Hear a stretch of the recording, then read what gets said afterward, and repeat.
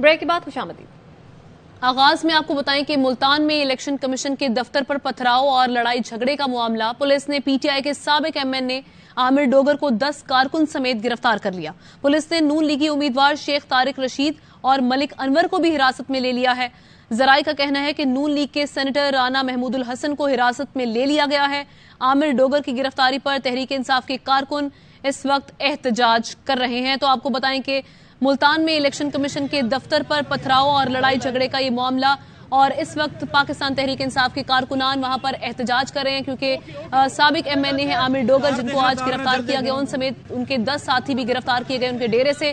तो इस सिलसिले में पाकिस्तान तहरीक इंसाफ के कारकुनान इस वक्त सड़क पर मौजूद हैं और उनकी जानिब से टायर्स को आग जलाकर एहतजाज किया जा रहा है। हमारे नुमाइंदे राना फारूक हमारे साथ मौजूद हैं, उनसे मजीद तफसीलात जानते हैं। राना फारूक, की कहां पर इस वक्त एहतजाज किया जा रहा है, क्या सूरत हाल है? आज ही पाकिस्तान तहरीक इंसाफ के रहनुमा मलिक आमिर डोगर को आज गिरफ्तार किया गया है। इस वक्त हम डेरा चौक पर मौजूद हैं, जब कारकुनों की बहुत बड़ी तादाद मौजूद है। यहाँ पर आमिर डोगर की रिहाई के लिए मुतालबा किया जा रहा है। यहाँ पर रोड को ब्लॉक किया गया है और यहाँ पर आग लगाकर, टायर जलाकर आग लगाकर रोड को ब्लॉक कर दिया गया है। ये मनाजिर कैमरा मैन ऐसे दिखा सकते हैं। यहाँ पर कारकुनों की बहुत बड़ी तादाद मौजूद है। यहाँ पर आमिर डोगर की रिहाई के लिए नारेबाजी की जा रही है और जो हुकूमत है उसके खिलाफ शदीद किस्म की नारेबाजी की जा रही है। यहाँ पर कारकुन की एक बड़ी तादाद है जो कि चार्ज हैं। मजीद कारकुनों की तादाद में इजाफा होता जा रहा है और जैसे डेरा चौक है जिसको चारों तरफ से कारकुनों ने बंद कर दिया है। ट्रैफिक शदीद जैम है, लोगों को इस एहतजाज के बाद शदीद मुश्किलात का सामना भी करना पड़ रहा है। लेकिन कारकुनों को कहना है कि जब तक आमिर डोगर को रिहा नहीं किया जाता उस वक्त तक उनका ये एहतजाजी मुजाहिरा जारी रहेगा। मैं यहाँ बता चलूँ कि अभी तक कारकुन यहाँ पर पुरजोश है। उनका कहना है कि जब तक आमिर डोगर रिहा नहीं होते, ये चाहे सारी रात उनको यहाँ डेरा चौक पर बैठना पड़े, वो यहाँ पर बैठेंगे। इसमें बच्चे भी हैं, बड़े भी हैं, बुजुर्ग भी हैं, काफी ज्यादा लोग हैं। मजीद अभी कारकुन आ रहे हैं यहाँ पर। खवातीन किस मकाम पर एग्जैक्टली एहतजाज हो रहा है राना फारूक, और ये इलेक्शन कमीशन के दफ्तर से करीब है क्या ये मकाम? आज पुलिस की जानिब से आमिर डोगर को गिरफ्तार करके ज्यादती की गई है। उनका यह भी कहना है कि जब तक आमिर डोगर को रिहा नहीं किया जाता वो यहाँ पर मौजूद रहेंगे। जी ठीक है, राना फारूक बता रहे थे। इस वक्त एहतजाज किया जा रहा है पाकिस्तान तहरीक इंसाफ के कारकुनान की जानिब से। आज साबिक एमएनए आमिर डोगर, जो कि पाकिस्तान तहरीक इंसाफ से उनका ताल्लुक है, उनको गिरफ्तार किया गया। उन समेत उनके 10 कारकुनान भी गिरफ्तार किए गए और इसी सिलसिले में अब पाकिस्तान तहरीक इंसाफ के हिमायती कारकुनान इस वक्त सड़क पर मौजूद है और उनकी जानिब से टायर जलाकर एहतजाज किया जा रहा है, नारेबाजी की जा रही है हुकूमत के खिलाफ। राना फारूक हमारे साथ मौजूद है, उनसे जानते हैं। राना फारूक, इस वक्त यहाँ पर कोई इंतजामिया या पुलिस एहलकार आपको नजर आ रहे हैं ताकि किसी भी किस्म की नाखुशगवार सिचुएशन से बचा जा सके? अजी किसी भी किस्म की नाखुशगवार वाक़े से बचने के लिए यहाँ पर पुलिस की नफरी पहुंच चुकी है। यहाँ पर मुज़ाकरात अभी किए गए हैं जो पीटीआई के रहनुमा है, लेकिन जो पीटीआई के जो कारकुनान है वो बहुत ज्यादा पुरजोश है, बहुत ज्यादा उनमें गमो गुस्सा पाया जाता है और वो बहुत ज्यादा इस वक्त पुरजोश है। उनका कहना है कि जब तक आमिर डोगर को रिहा नहीं किया जाता उस वक्त तक किसी के साथ किसी किस्म के कोई मुज़ाकरात नहीं किए रहेंगे। यहाँ पर हुकूमत के खिलाफ शदीद किस्म की नारेबाजी भी की जा रही है। तो राना फारूक, ये कहिएगा इस वक्त आमिर डोगर की गिरफ्तारी के हवाले से क्या समझ आ रही है? क्या एफआईआर सामने आ चुकी है? पुलिस की जानिब से इसकी तस्दीक हो चुकी? जी अभी तक एफआईआर सामने नहीं आई और अभी तक जो बादिल नजर में जो वजूहात सामने आई हैं वो यही है कि आज इलेक्शन कमीशन में दोनों जमातों के जो कारकुनान हैं, रहनुमा है, वहाँ पर कागजात नामजदगी जमा कराने के लिए पहुंचे थे। वहाँ पर आपस में पहले तूतकार से ये मामला शुरू हुआ, फिर एक दूसरे पर गमले बरसाए गए, तोड़ फोड़ की गई और एक दूसरे पर तशद्दुद का निशाना भी किया गया। जिसके बाद पुलिस ने सबसे पहले तो मलिक आमिर डोगर को गिरफ्तार किया, उसके बाद शेख तारिक रशीद जो कि NA 155 से मुस्लिम लीग नून के उम्मीदवार उनको गिरफ्तार किया। इस वक्त सूरत हाल ये है कि जो पीटीआई के कारकुन है वो तो चार्ज है, वो एहतजाज कर रहे हैं, लेकिन नून लीग की जानिब से अभी तक कहीं पर भी किसी भी किस्म का कोई एहतजाजी मुजाहरा नहीं किया गया। अभी तक किसी भी किस्म की एफआईआर भी सामने नहीं आ सकी है। यहाँ पर अच्छी खासी एक बहुत बड़ी तादाद कारकुनों की यहाँ पर डेरा चौक पर है। राना फारूक, साथ ही रहिएगा। और पाकिस्तान तहरीक इंसाफ के कारकुनान की जानिब से यहाँ पर गिरफ्तारी के खिलाफ एहतजाज जारी है और गिरफ्तारियों से पहले मुल्तान पीटीआई और नून लीग कारकुन आमने सामने आ गए और तल्ख कलामी के बाद इलेक्शन कमीशन के बाहर मैदान जंग बन गया और दोनों पार्टियों के कारकुनों ने एक दूसरे पर गमले और पत्थर फेंके। ये मनाजिर भी देख सकते हैं, ये उस वक्त के मनाजिर हैं जब कागजात नामजदगी वहां पर जमा करवाए जा रहे थे।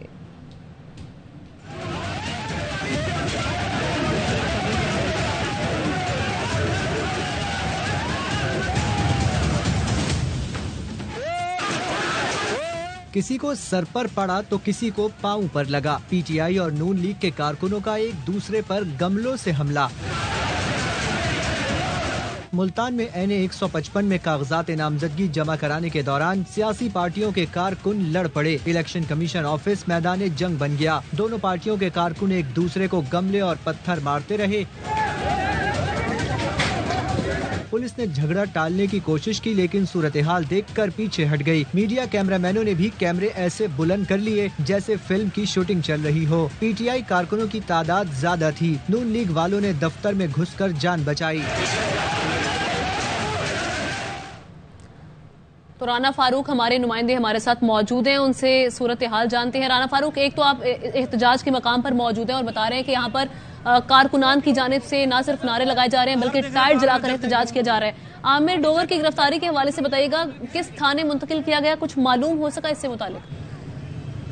जी, अभी तक की जो मालूमात हैं उनके मुताबिक आमिर डोगर को थाना कैंट मुंतकिल किया गया है और उनके साथ जो 10 से ज्यादा जो कारकुनान थे उनको भी हिरासत में लिया गया था। उनकी गिरफ्तारी के फौरन बाद ही जो मलिक आमिर डोगर का डेरा है उसके साथ ही डेरा अड्डा चौक है, वहाँ पर एहतजाजी मुजाहरा कारकुनान की जानिब से शुरू कर दिया गया था। मलिक आमिर डोगर को पुलिस गिरफ्तार करने के लिए जब पहुंची तो कारकुनान की जानिब से मुज़ाहमत भी की गई, लेकिन मलिक आमिर डोगर ने खुद से गिरफ्तारी दी। इस वक्त डेरा अड्डा चौक पर उसी वक्त से जब ये इनको गिरफ्तार किया गया कारकुनान जमा है। कारकुनान की बहुत बड़ी तादाद मौजूद है।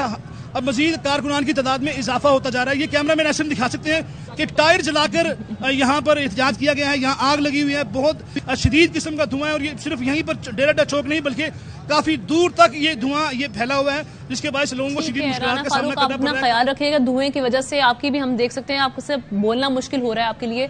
अपना ख्याल रखिएगा। इस वक्त एहतजाज जारी है पाकिस्तान तहरीक इंसाफ के कारकुनान की जानिब से, क्योंकि आमिर डोगर को आज गिरफ्तार किया गया। इलेक्शन कमीशन के दफ्तर के बाहर लड़ाई झगड़ा हमने देखा, जिस वक्त पाकिस्तान तहरीक इंसाफ के कारकुनान और साथ ही साथ मुस्लिम लीग नून के कारकुनान मुश्तिल हो गए, आपस में गुत्थम गुत्था हो गए, जिसके बाद हमने देखा कि वहां पर नज़्मो ज़ब्त की खिलाफ वर्जी की गई और उसके बाद ये गिरफ्तारी अमल में लाई गई और इस वक्त एहतजाज जारी है।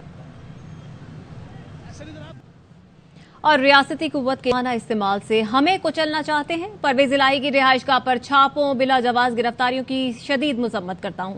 ये सब हमारे कारकुनों को खौफजदा करने के लिए इम्पोर्टेड सरकार की फस्तायत है। चेयरमैन पीटीआई इमरान खान का ट्वीट लिखा, ये अपने अज़ाइम में कामयाब नहीं हो पाएंगे, इनके हरबों से हमारा अज़्म पुख्ता होता है। हमारे दौर में शरीफों के खिलाफ कार्रवाइयां पैनमा इंकशाफात और नैब मुकदमात का नतीजा थी। इनके साथ कैद में भी वीआईपी सलूक किया गया। इसके बरक्स ये गिरफ्तारियां और जेर हिरासत तशद्दुद को सियासी इंतकाम के लिए इस्तेमाल कर रहे हैं। इन्हें यकीन है कि किसी भी सतह के इंतखाबात नहीं जीत सकते। जेल भरो तहरीक में पहली गिरफ्तारी मैंने दी है। शेख रशीद कहते हैं कि घबराने वाले दिन पैदा नहीं हुआ, इस हुकूमत को नीस्तो नाबूद कर देंगे। साबिक वजीर दाखिला एक रोजा राहदारी रिमांड पर मरी पुलिस के हवाले। शेख रशीद ने मजीद कहा कि मुझसे केस के बारे में तफ्तीश नहीं हो रही, ये मेरी हमदर्दियां तब्दील करना चाहते हैं। जान दे दूंगा लेकिन हमदर्दियां तब्दील नहीं करूंगा। रात मुझे अहम शख्सियत से मिलने का कहा गया, मैंने इनकार कर दिया। सिर्फ मेरी हमदर्दियां बदलना चाहते हैं, जान दे दूंगा, खड़ा रहूंगा।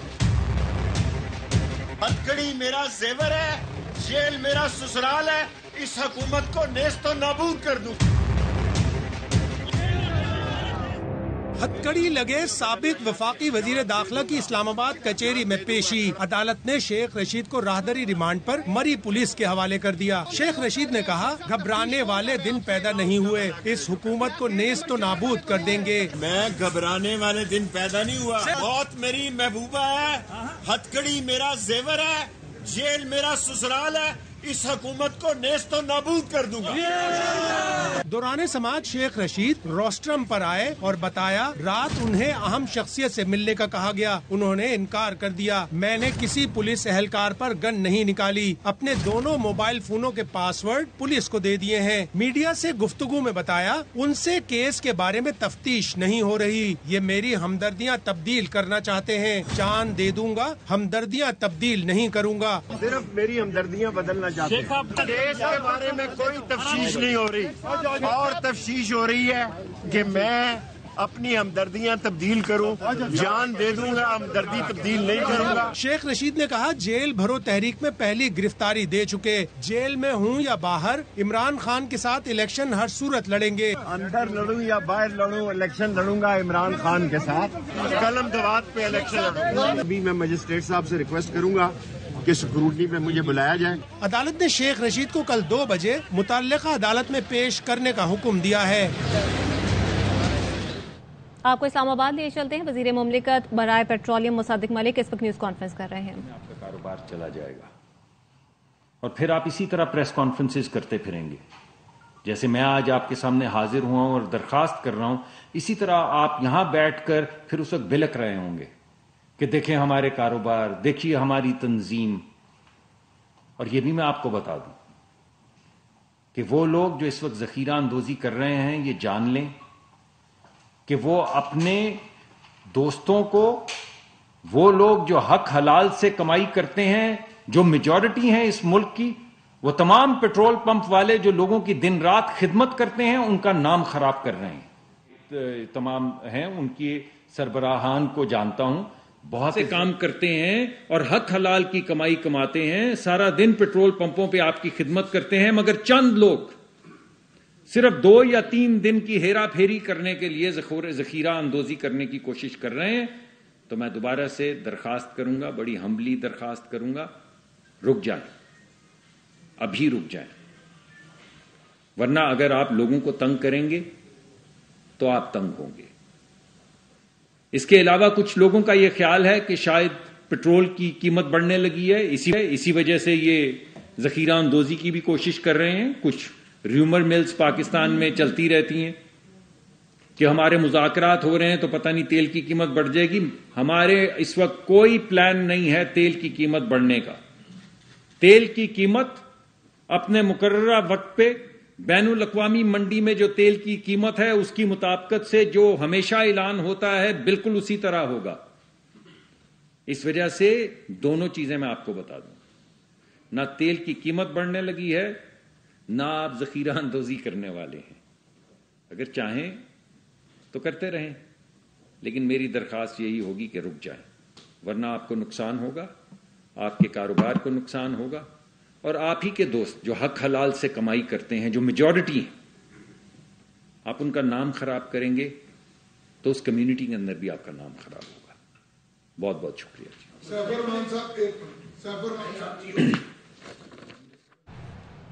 न्यूज कॉन्फ्रेंस आपने मुलाहिजा की, वापस आएंगे ब्रेक के बाद।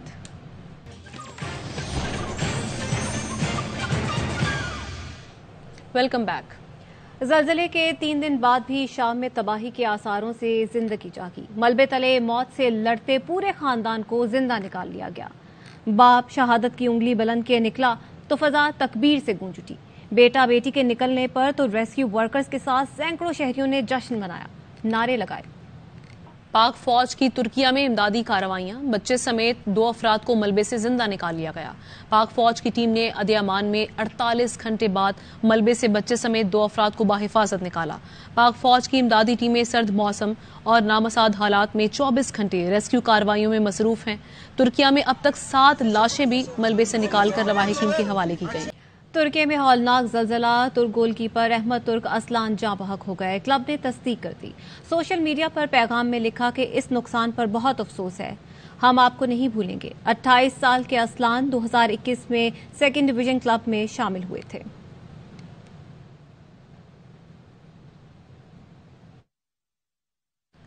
खबरों का सिलसिला आगे बढ़ाएं। आपको बताएं कि महंगाई में पिसे आवाम के लिए दवा मजीद महंगी करने की तैयारी की जा रही है। टाइफाइड, मलेरिया, नजला, जुकाम के इलाज समेत 100 से ज्यादा दवाओं की कीमतों में होशरुबा इजाफा हो जाएगा।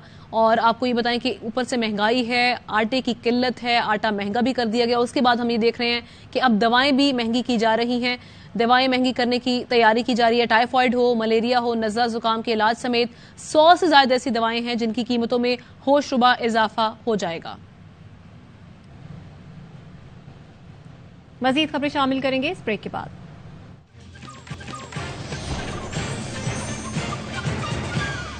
ब्रेक के बाद खुशामदीद।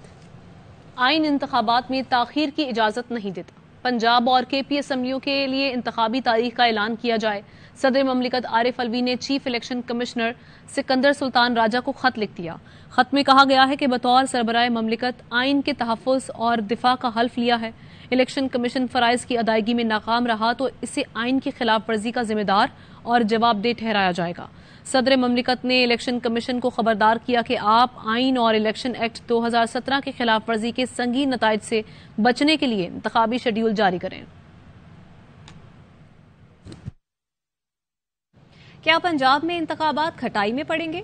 चीफ सेक्रेटरी और आईजी पंजाब ने चीफ इलेक्शन कमिश्नर की ज़ेर सदारत इजलास में 1000 उज़र गिनवा दिए। चीफ सेक्रेटरी ने बताया कि इंतखाबात के लिए सिक्योरिटी और अफरादी कुव्वत फराहम नहीं कर सकते। इंतजामी अफराद, पुलिस अफसरान, असातिज़ा की ड्यूटियां इंतखाबात में लगाई जाती हैं। यही अहलकार मरदमशुमारी में भी ड्यूटी सर अंजाम दे रहे होंगे। बच्चों के इम्तिहानात और इंसदादे पोलियो मुहिम भी होगी। इसी दौरान गंदम की खरीदारी का भी सीजन है। सूबाई अफसरान के इस काम के लिए भी ड्यूटियां लगाई जाती हैं। सूबाई हुकूमत को माली खसारे का भी सामना है। इलेक्शन कमीशन तरजीही बुनियाद पर कौमी और सूबाई असेंबली के इंतखाबात एक ही दिन कराए। ऐसा न किया गया तो इंतखाबात पर अखराजात तकरीबन 2 गुना हो जाएंगे। ऐसी सूरत हाल में सिक्योरिटी इदारे फूल प्रूफ सिक्योरिटी फराहम नहीं कर सकते। इंतखाबात में अमनो अमान के लिए तकरीबन 42 अरब दरकार होंगे। आईजी पंजाब ने बताया कि चीफ इलेक्शन कमिश्नर की सरबराही में होने वाले इजलास में आईजी पंजाब ने कहा, सूबे में दहशतगर्दी के खतरात और हमले बढ़ रहे हैं। दिसंबर 2022 से अब तक दहशतगर्दी के 213 वाकयात होने से रोके गए। पंजाब में तकरीबन तमाम अजला में दहशतगर्दी के वाकयात पर एजेंसीज की रिपोर्ट्स हैं।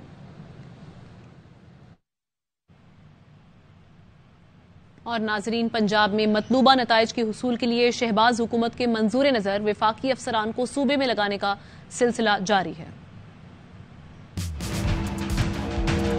फैमिलीज निकली हुई थी, औरतें थे, बच्चे थे, जो उन्होंने शेलिंग की। ऐसे शेल्स किए थे वो सिर्फ दहशतगर्द के खिलाफ इस्तेमाल करते।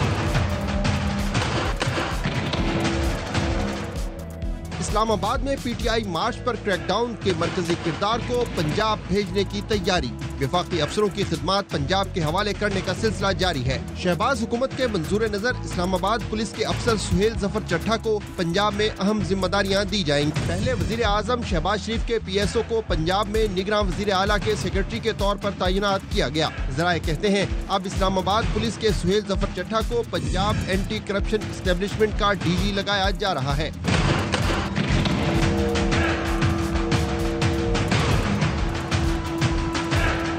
इस्लामाबाद पुलिस चीफ रहने वाले सुहेल जफर चट्ठा मुखालफिन के लिए जारहाना रवैये की वजह से मशहूर हैं। चेयरमैन PTI इमरान खान समेत तहरीक इंसाफ की क़यादत के खिलाफ इंसदाद दहशतगर्दी के मुकदमात भी सुहेल जफर चट्ठा ने दर्ज कराए। पुलिस फंड्स में खुर्द-बुर्द और इख्तियारात के नाजायज इस्तेमाल के भी इल्जामात हैं। सुहेल चट्ठा के खिलाफ नैब इंक्वायरी भी हुई।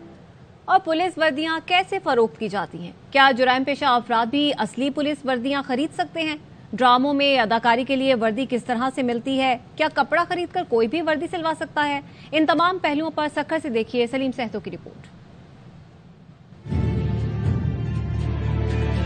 पुलिस और दीगर सिक्योरिटी इदारों की वर्दियां खरीदने के लिए सरकार ने एक तरीकेकार तय कर रखा है। एहलकार सरकारी तौर पर रजिस्टर्ड दुकानदार को अपना कौमी शनाख्ती कार्ड और ड्यूटी कार्ड दिखाकर वर्दी खरीद कर सकता है। वर्दी हमें मिलती है, अपने महकमे से मिलती है, जो अफसर वाला मंजूर करा के देते हैं। जो अनजान बंदा आता है हमारे पास शिकारपुर से या जैकाबाद से, तो उसका NIC देखते हैं। ड्रामों के लिए कोई हमारे पास आता है कि हमने ड्रामे पे कहना इस्तेमाल करनी है, उसके लिए हम थाने पे भेजते हैं। पहले उनसे परमिशन लेके आओ। मार्केट में पुलिस और सिक्योरिटी इदारों की वर्दी में इस्तेमाल होने वाला या उससे मिलता जुलता कपड़ा मौजूद है, जो कि खरीदकर किसी भी बाहर के दर्जी से पुलिस या सिक्योरिटी इदारों की वर्दी बआसानी बनवाई जा सकती है। मलेशिया कपड़ा जो है वो तो आम मार्केट में से मिल जाता है, कोई लेके अपने घर पे कहीं पे बैठ के बना ले। आजकल ये जाली वर्दी वाला भी सिस्टम चल रहा है, कहीं से मिल जाती है।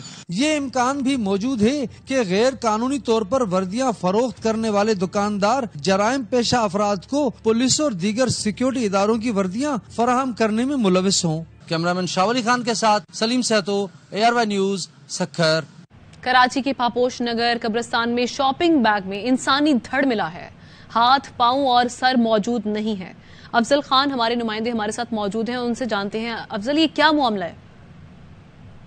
नगर कब्रिस्तान के करीब से एक शख्स का धड़ मिला था, जिसकी ये सफरी बैग के अंदर ये मौजूद था, जिसके बाद पुलिस ने वहां पर पहुंचकर तहकीकात शुरू की तो उससे कुछ ही फासले पर एक जगह से हाथ मिले, जबकि इस जो इंसानी आज़ा हैं इसमें पैर और सर मौजूद नहीं है।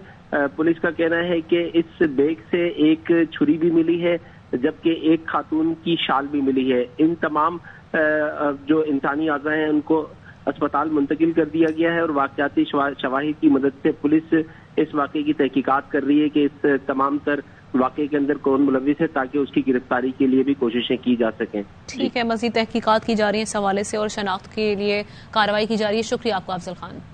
न्यूज़ बुलेटिन से इतना ही। मज़ीद खबरों तफसीलात के लिए आप देखते रहिए आरबा न्यूज़।